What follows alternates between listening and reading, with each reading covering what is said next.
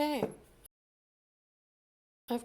we're going to go through my KnitPicks Summer 2021 haul from the Fingering Lace sale.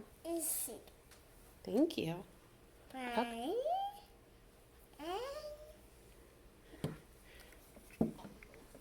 She happens to love clicking this thing. That keeps them occupied. Thank you. Why don't you sit right here and you're going to help me. All right. Okay. So let's look at some yarn. Yes.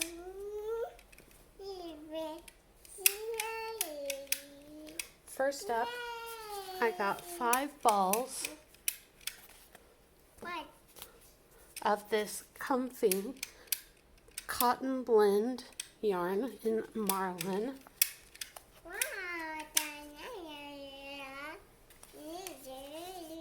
Along with 3 balls in hollyberry. Red, that's right, in red. And 3 more in ivory. Plus an additional 1 in white. I have some fun little projects planned for these, for some very lightweight sweater-like things. It's not very cold here where I am, so cotton's actually very nice to wear here.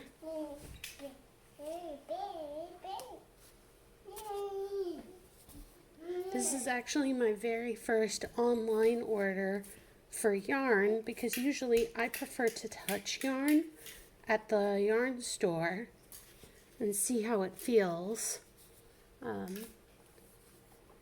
But I had not been able to go out, and so I thought I would give this a try to see what an online order was like. And I played it safe and stayed away from acrylics because I thought that I would at least, there'd be a kind of consistency with the texture. And it was pretty spot on. These are very soft. Everything I got was very soft. She loves the reds. This is obviously for her. As far as what I would say for the quality of this cotton yarn, because usually if I use a cotton, I use a 100% cotton. Just my preference. I don't normally buy cotton blends. I know some people don't like the pure cotton yarns because they think it's scratchy, but this is very nice. The plies look fairly consistent. I don't see any early pilling even in the ball form. I will say one problem I noticed with shipping rather than buying in store is that, oh, thank you for bumping the camera, is that some of these arrived just a little dirty. Not like filthy, not covered in dirt, just a little, They picked up some stuff, the lighter color balls, in shipping. But that will clean up before I make anything. I don't know if you can see. And this is me just being very, very picky. But overall, very happy with these, and I want to move on to the wool. I went hard on these wool palette balls.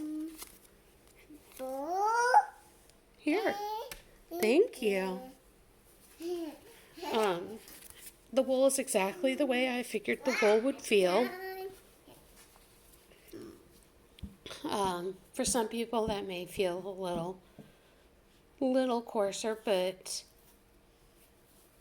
it's just the nature of the wool, I'm guessing. If there's a softer, pure wool yarn out there, I'd love to know, but otherwise, this is what I would expect wool to feel like.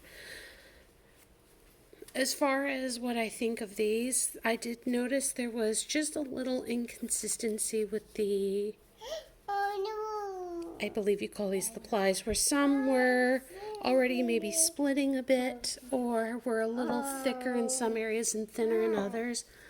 But maybe, again, that is just the nature of the wool. Maybe it's a sign of quality. I'm not sure. This is actually not something I usually handle. As I said, I tend to stick with the very light stuff like cotton or even bamboo. But I have reasons for wanting to make things out of the wool this time and get to experience making things with this fiber.